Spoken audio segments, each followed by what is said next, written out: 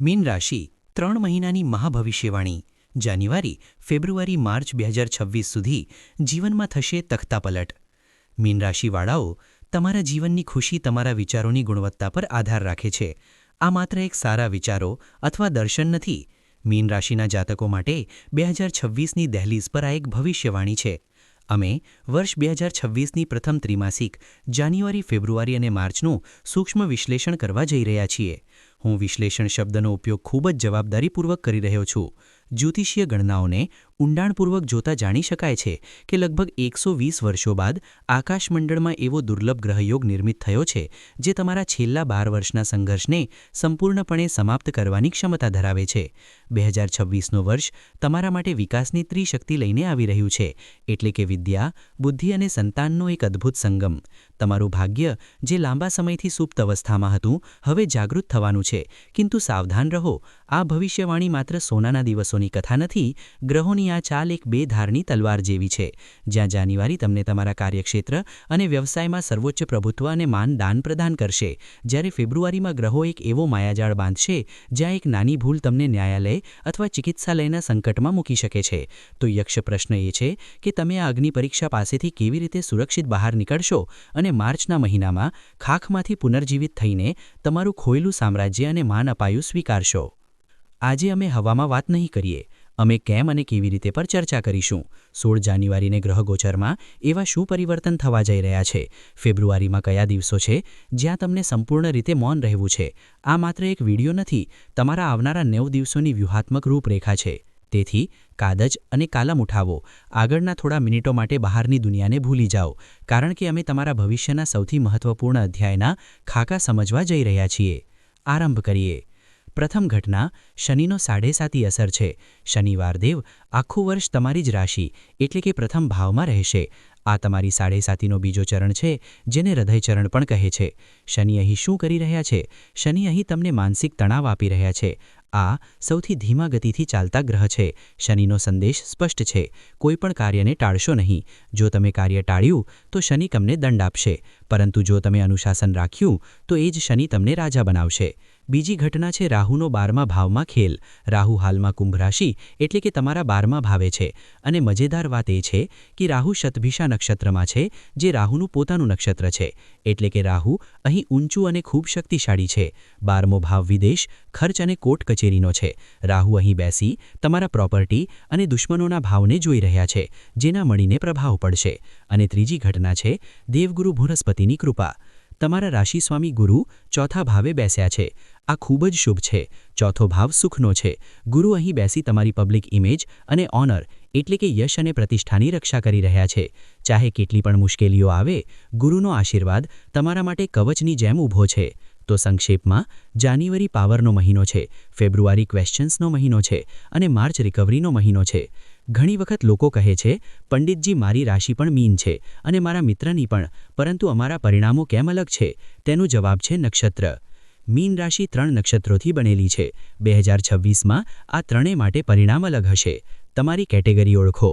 જો તમારો જન્મ પૂર્વ ભાદ્રપદ નક્ષત્રના ચોથા ચરણમાં થયો છે, એટલે તમારું નામ દી થી શરૂ થાય છે, તો તમારા સ્વામી ગુરુ છે। 2025માં તમને કદાચ નાણાકીય ઠગાઈ અથવા ભારે કર્જનો સામનો કરવો પડ્યો હશે, પરંતુ 2026ની પ્રથમ ત્રિમાસિકમાં તમારી રિકવરી શરૂ થશે। કર્જ ધીમે ધીમે મેનેજ થવા લાગશે, અને જેમણે તમને ઠગ્યા હતા, તમે તેમ પર વિજય પ્રાપ્ત કરશો। તમે તમારા જીવનની દિશા બદલનારો એક મોટો નિર્ણય લેશો। જો તમારું જન્મ ઉત્તર ભાદ્રપદ નક્ષત્રમાં થયો છે, એટલે તમારું નામ દુ, થ, જ અથવા ન થી શરૂ થાય છે, તો તમારા સ્વામી શનિ છે। તમે તે લોકોમાં છો જેનું ભાગ્ય અવારનવાર બીજાઓના કામમાં આવે છે, તમારું પોતાનું ઓછું। 2025માં તમને અપનાથી વિશ્વાસઘાત મળ્યો હતો, પરંતુ 2026માં જેમણે તમ પર ખોટા આરોપ લગાવ્યા, તેઓ જાતે માફી માંગશે। હવે તમારું ભાગ્ય તમારા માટે કામ કરવાનું શરૂ કરશે। અને જો તમારું જન્મ રેવતી નક્ષત્રમાં થયો છે, એટલે તમારું નામ દે, દિયો, ચા અથવા ચી થી શરૂ થાય છે, તો તમારા સ્વામી બુદ્ધ છે। 2025માં તમે બહુ કૌટુંબિક કલેશ અને કર્જનો ચક્ર જોયો છે, પરંતુ 2026માં ઘરના કલેશ અને તણાવ સમાપ્ત થશે।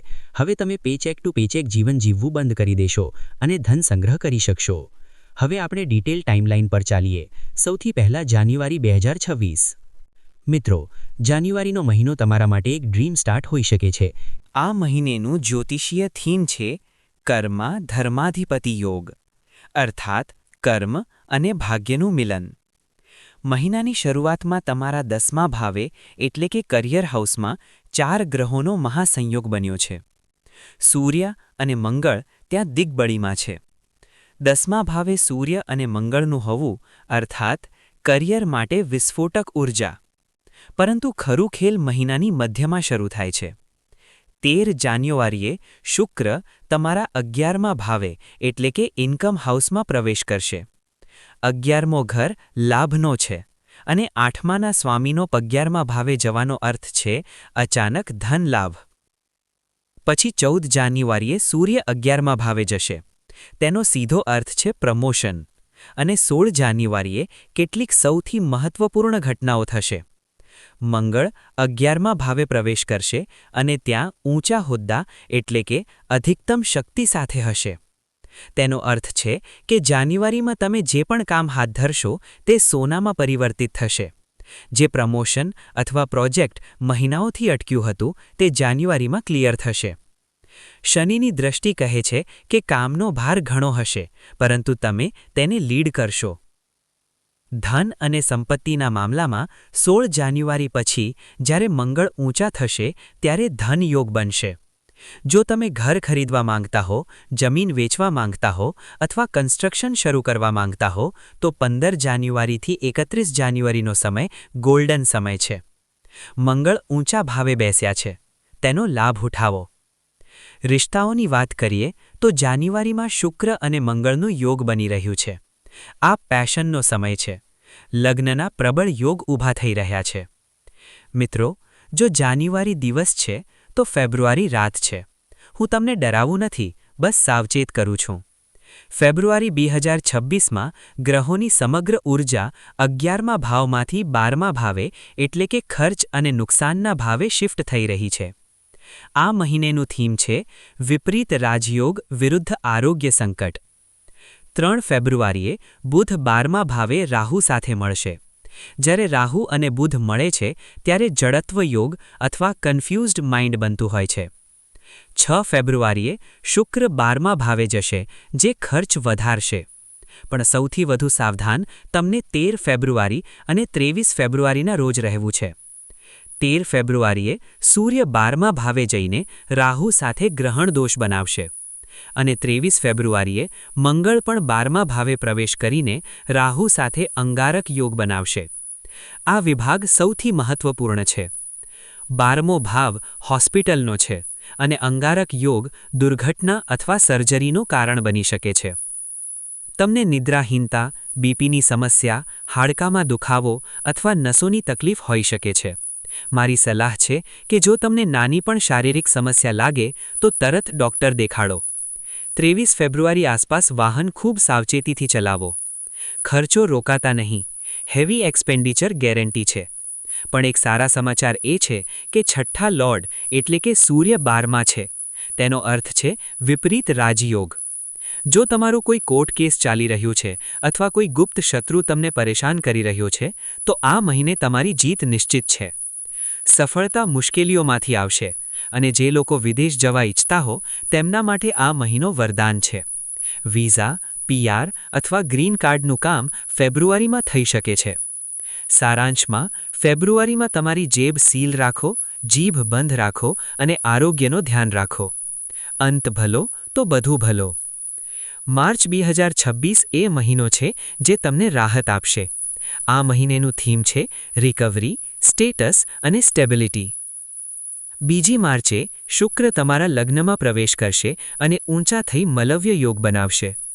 11 માર્ચે એક ગેમ ચેન્જર ઇવેન્ટ થશે. તમારા લગ્નેશ દેવગુરુ બૃહસ્પતિ જે અત્યાર સુધી વક્રી હતા હવે ડાયરેક્ટ એટલે કે માર્ગી થશે. જ્યારે ઊંચા શુક્ર તમારા લગ્નમાં આવશે તમારી પર્સનાલિટીમાં આશ્ચર્યજનક આકર્ષણ આવશે. તમે દર્પણમાં પોતાને જોઈને સારો લાગશો. તમારી વાઇટાલિટી પાછી આવશે. માર્ચમાં તમને સમાજમાં કોઈ પદ પ્રાપ્ત થઈ શકે છે. 11 માર્ચે ગુરુ માર્ગી થશે તો ગયા 4 મહિનાથી ચાલી રહેલી કન્ફ્યુઝન ખત્મ થશે. જીવનમાં સ્થિરતા આવશે. સૂર્ય અને શનિનું લગ્નમાં હોવું તમને રાજકારણ, સોશિયલ વર્ક કે પબ્લિક ડીલિંગમાં અમર સફળતા આપશે. 26 માર્ચે શુક્ર ધન ભાવે જશે. માર્ચના અંતિમ સપ્તાહમાં તમારી પાસે લિક્વિડ કેશની વહેંચણી આવી જશે. હવે હું તમારા માટે વિડીયોના તે ભાગ પર આવું છું જે સામાન્ય રીતે છોડવામાં આવે છે, પરંતુ સૌથી વધુ મહત્વપૂર્ણ છે.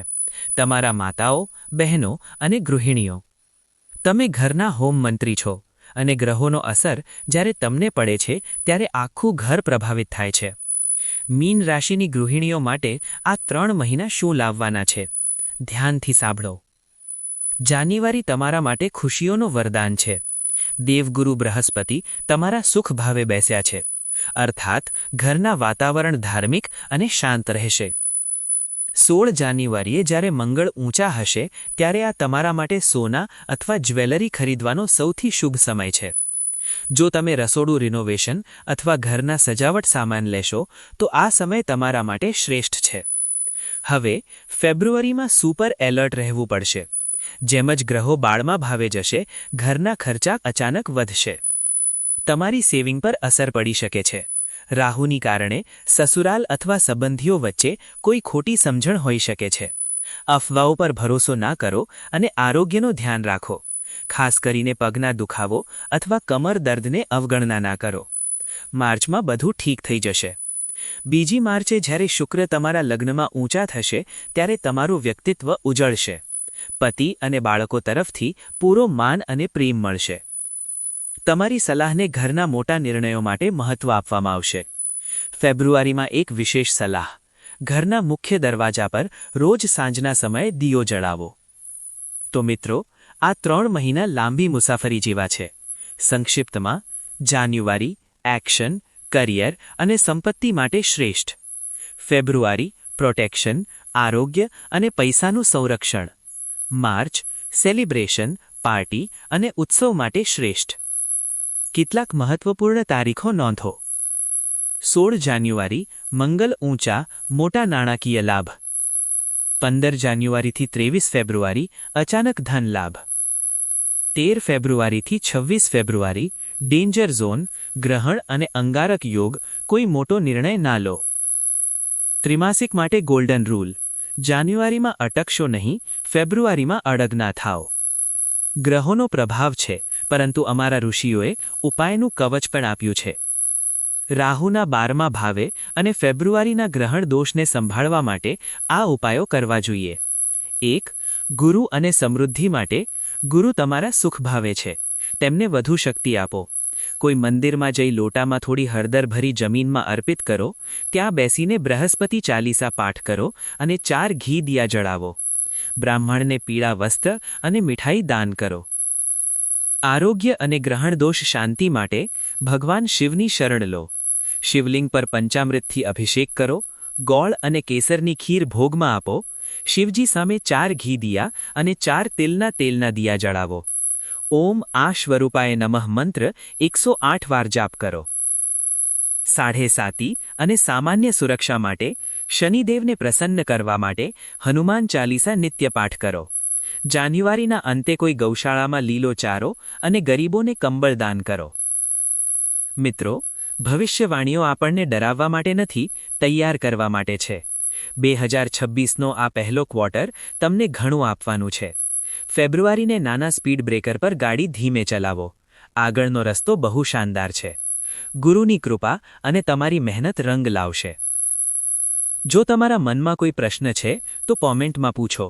અને હા, હાજરી માટે કોમેન્ટમાં જય શનિદેવ અથવા હર હર મહાદેવ લખો. જો તમને આ વિગતવાર રિસર્ચ પસંદ આવ્યું હોય તો વિડીયોને લાઇક કરો, મીન રાશિના મિત્ર સાથે શેર કરો અને ચેનલને સબસ્ક્રાઇબ કરો. આગામી વિડીયો સુધી તમારું ધ્યાન રાખો. શુભમ ભવતુ. કલ્યાણ હો.